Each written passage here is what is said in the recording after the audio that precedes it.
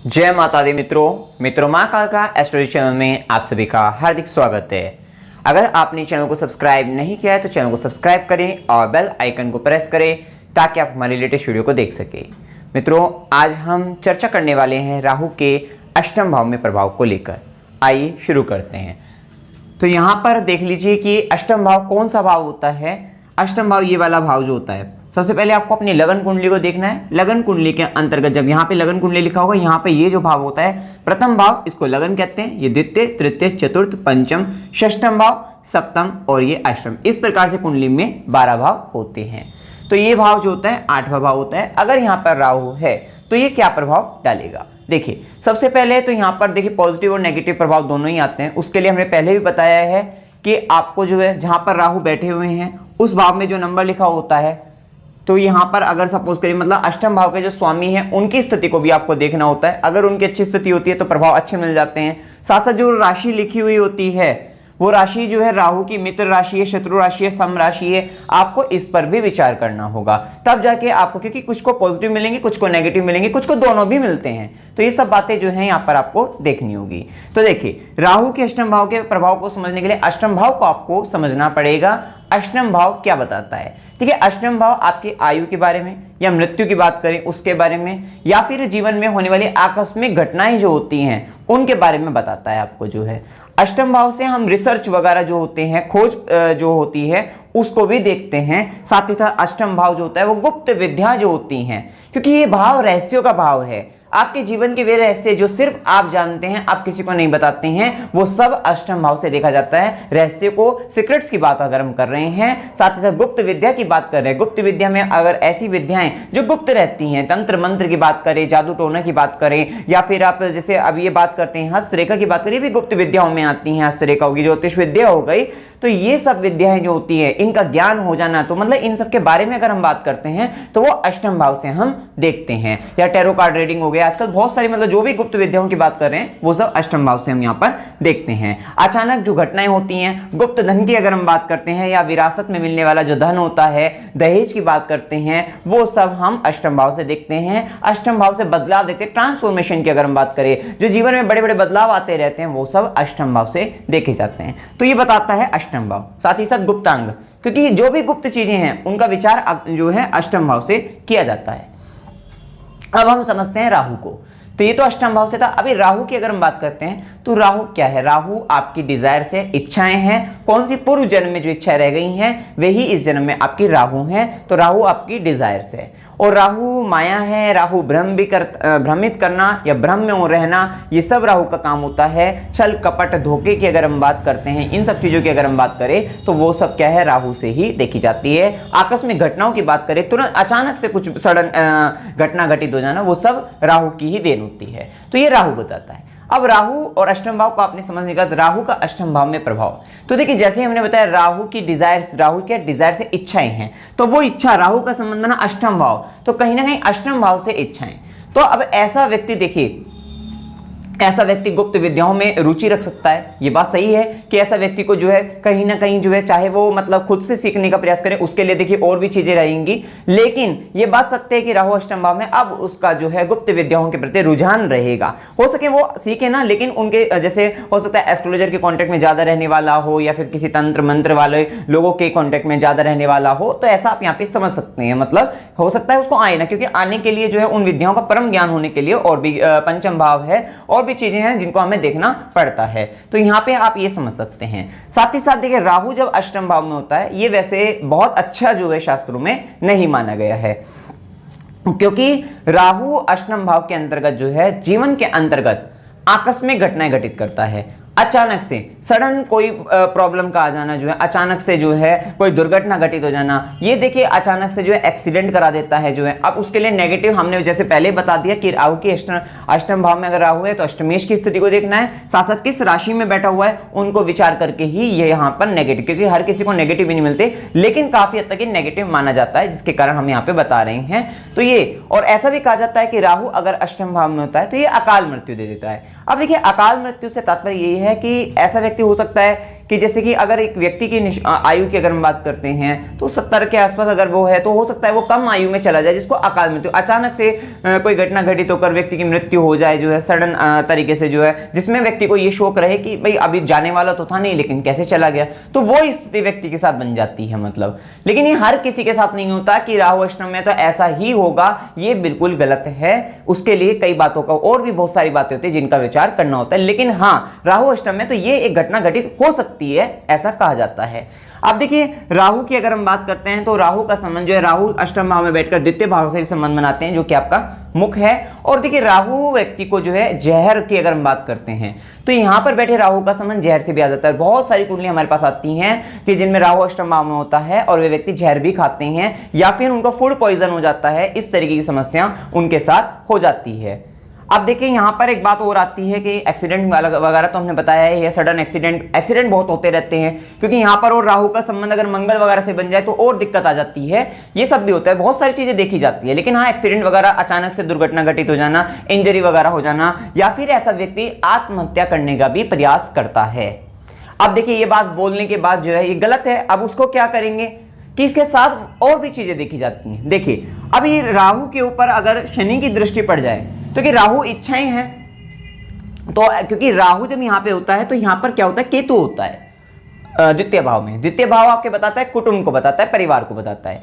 केतु का काम होता है सेपरेशन करना, एक अलगाव लेकर आना। तो वो व्यक्ति जो है कहीं ना कहीं फैमिली से हो सकता है शुरुआती एज में सबके साथ रह रहा हो, लेकिन बाद में वो अलग रह सकता है, ऐसी स्थिति व्यक्ति से बनती है, अर्थात सेपरेशन का काम रहता है वहां पे। तो देखिए जब सेपरेशन की स्थिति कहीं ना कहीं वो परिवार से अलग होता जा रहा है, अंदर से अगर बात करें, मन से अगर हम बात करें, अंदर से अलग हो रहा है, तो ऐसा व्यक्ति और तो यहां पर क्या होगा, व्यक्ति आत्महत्या का प्रयास कर सकता है वहां पे। उसके लिए आत्महत्या करने के लिए व्यक्ति का मन और आत्मा की अगर सूर्य की बात करें, चंद्रमा और सूर्य की अगर हम बात करें, उस पर भी देखना पड़ता है। कितनी बार व्यक्ति का जो है चंद्रमा भी पीड़ित होता है, सूर्य पीड़ित होता है, क्योंकि सूर्य आपका आत्मविश्वास है, चंद्रमा आपका मन है, वे कमजोर पड़ते हैं तभी व्यक्ति, और इस तरीके की राहु अष्टम भाव में तो अब ऐसी जब घटनाएं घटित होती हैं तब व्यक्ति आत्महत्या का प्रयास करता है। और उसके साथ मंगल की स्थिति भी होती है, क्योंकि मंगल आपको पराक्रम देता है उस काम को करने के लिए जो है। तो ये सारी स्थिति को देखकर ही तब व्यक्ति निर्णय लेता है कि हाँ व्यक्ति आत्महत्या भी कर सकता है। वो तब होता है, ऐसा नहीं कि आपने राहु अष्टम में देखा और कह दिया कि आप आत्महत्या, ये गलत है जो है।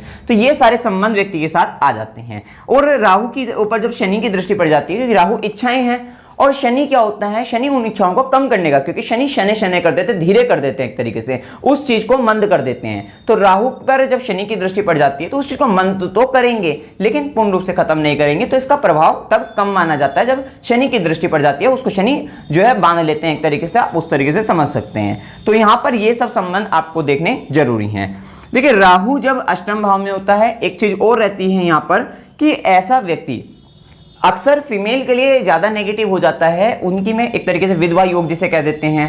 अब ये क्योंकि यहाँ पे नेगेटिव बातें होती ही हैं और अक्सर देखी भी गई हैं, इसलिए हमें बोलना भी पड़ता है, लेकिन इसके साथ और भी चीजों का देखना अनिवार्य है। ये सिर्फ एक राहु के अष्टम भाव में हम प्रभाव को लेकर समझा रहे हैं, हम फिर से यही आपको कहेंगे।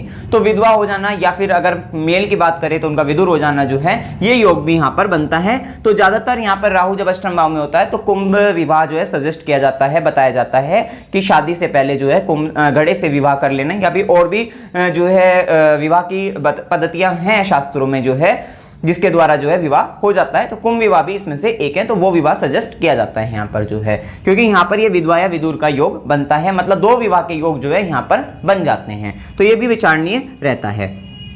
अब यहाँ पर देखिए केतु के कारण जो है, जो कि हमने बताया सेपरेशन फ्रॉम द फैमिली से एक अलगाव की स्थिति, साथ ही साथ ये द्वितीय भाव से वाणी का भी विचार होता है। मतलब ऐसा व्यक्ति वाणी से भी असंतोषित हो जाता है कि इस प्रकार से देखिए, वाणी से यह है कि ऐसा व्यक्ति बोलते बोलते कुछ ऐसा बोल जाता है, हो सकता है वो उसके थॉट्स जो हैं वो सही हो, विचार उसके सही हो, जो बोलना चाह रहा है वो सही बोलना चाह रहा हो, लेकिन उसके मुख से कुछ ऐसा निकल जाता है, मतलब बोलते बोलते ऐसा हो जाता है कि सामने वाला जो है उसकी भावनाओं को, उसके विचारों को समझ नहीं पाता। अर्थात उसका जो सेंटेंस का जो फ्रेम ऑफ सेंटेंस की अगर हम बात करते हैं कि जो सेंटेंस उसने मतलब बनाया है एक तरीके से बोलते वक्त जो है, वो सेंटेंस उसके अकॉर्डिंग जो है, मतलब उसकी बात जो है सामने वाला गलत समझ जाता है, ऐसी स्थिति व्यक्ति के साथ बनती है। तो अर्थात उसको अब जो कोई भी अगर बड़ा डिसीजन की बात करे, कोई ऐसी बड़े आदमी से बात करनी, मतलब कोई ऐसी बड़े डिसीजन की बात करते हैं जिसमें वही बहुत बड़ी बात हो रहती है, तो वहां पर वैसा व्यक्ति अगर रिटर्न में दे, लिखकर अगर बात करे, मतलब जो है मैसेज के फॉर्म में बात करे किसी से जो है, तो वो ज्यादा अच्छा रहता है। अन्यथा वो बोलते वक्त अगर किसी से मतलब कुछ सामने वाले ने गलत समझ लिया आपको जो है, तो हो सकता है आपका बहुत बड़ा काम में लॉस हो जाए। ऐसी स्थिति व्यक्ति के साथ बन सकती है। राहु अष्टम में, केतु जो होता है धन भाव में होता है, तो राहु अष्टम भाव का स्वामी जो होता है जब अष्टम भाव में आता है, तो केतु द्वितीय भाव में आकर व्यक्ति कहीं ना कहीं धन से भी असंतोषित रहता है। अर्थात मतलब धन तो वो खूब कमाएगा, लेकिन धन कमाने के बावजूद भी व्यक्ति उस धन से असंतोष महसूस करता है, मतलब उसे कम लगता है, ऐसा आप यहाँ पे समझ सकते हैं। और कितनी बार ऐसी भी स्थिति आती है, ये कभी कभी आती है, मतलब कि जीवन में उसका एक ऐसा समय आ जाता है जिस समय उसका जो है सारा कमाया हुआ धन खत्म होकर जो है मतलब वो बिल्कुल खाली भी हो जाता है। ऐसी भी स्थिति व्यक्ति के जीवन में आ जाती है जो है, ये वाला प्रभाव भी यहाँ पर आता है। और सडन तरीके से गेन का भी आता है, ऐसा नहीं कि ये भी आती है, तो यहाँ पे सडन तरीके से गेन का भी आता है, अचानक से उसे धन लाभ भी होता है। देखिए राहु अगर अष्टम भाव में होता है तो लाल किताब में भी उसको जो है मतलब अच्छा नहीं बताया गया है, उसमें जो है कड़वा धुआं वगैरह जो है, मौत के संदेश जो है, ये सब बताया गया है वहां पे। और ये भी कहा गया है कि ऐसे व्यक्ति को गलत काम करने से बचना चाहिए, अन्यथा जो उसका मतलब मेहनत से मतलब 8 गुना उसका जो है हानि हो जाती है, मेहनत से कमाए हुए से भी मतलब इतना उसके साथ जो है प्रॉब्लम बन जाती है। तो गलत काम करने से बचना चाहिए, अन्यथा उसकी हानि ज्यादा होती है, मतलब जो है, तो इस काम से भी उसमें बचना चाहिए। साथ ही साथ राहु अगर अष्टम भाव में होता है, ये व्यक्ति को हार्ट से रिलेटेड प्रॉब्लम भी क्रिएट कर देता है, गैस वगैरह जो है, ये सब समस्याएं भी व्यक्ति के जीवन में देता है।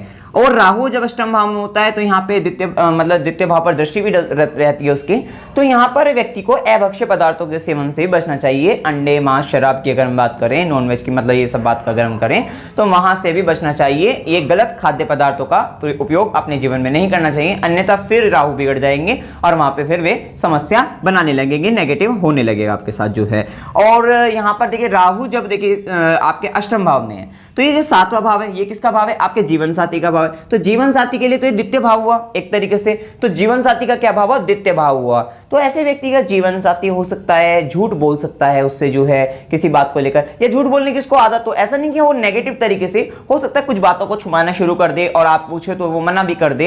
हो सकता है घर परिवार की नॉर्मल बातें ही हो, ऐसा नहीं है कि व्यक्ति लॉयल नहीं होगा, लॉयल हो सकता है उसके लिए, ऐसा नहीं है कि वो व्यक्ति मतलब गलत ही होगा, ऐसा नहीं है, लेकिन हाँ उसको झूठ बोलने की आदत हो सकती है, कुछ बात आपसे छुपाना शुरू करे जो है, घर परिवार की नॉर्मल बातें भी हो सकती हैं, इस तरीके का व्यक्ति हो सकता है यहाँ पर जो है।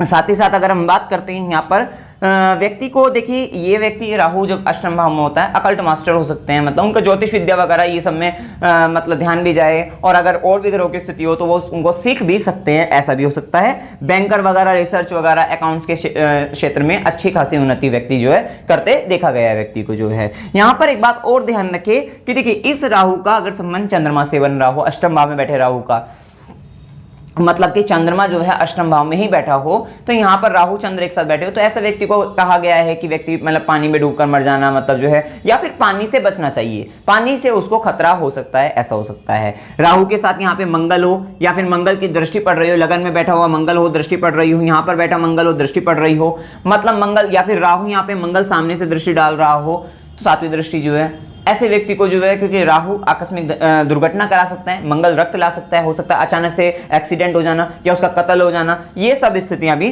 राहु मंगल के प्रभाव के कारण जो है बनती हैं। और राहु यहाँ पर शुक्र का संबंध बन जाए तो व्यक्ति हो सकता है वाहन जो चलाए वो बहुत स्पीड में हो जाए जो है, वो उसके कारण प्रॉब्लम आ सकती है, तो ये सारी स्थिति बन सकती है। और हार्ट की समस्या जब ज्यादा आती है, राहु अष्टम में होता है, जब सूर्य का संबंध बन जाए, सूर्य राहु एक साथ हो यहाँ पर, तो वहां पे हार्ट से रिलेटेड जो है व्यक्ति को प्रॉब्लम क्रिएट हो जाती है, बन जाती है। तो इन सब का भी विचार आपको करना है। और राहु जब अष्टम भाव में होते हैं तो ऐसे मेल और फीमेल की अगर हम बात करें, उन्हें अपने गुप्तांगों से संबंधित समस्या जो है एक एज के बाद होने लग जाती है, ऐसी भी स्थिति देखी गई है यहाँ पर जो है। तो कुल मिलाकर देखिए राहु का अच्छा प्रभाव तो आप कह सकते हैं यहाँ पर कि भाई आकस्मिक धन लाभ भी हो जाता है।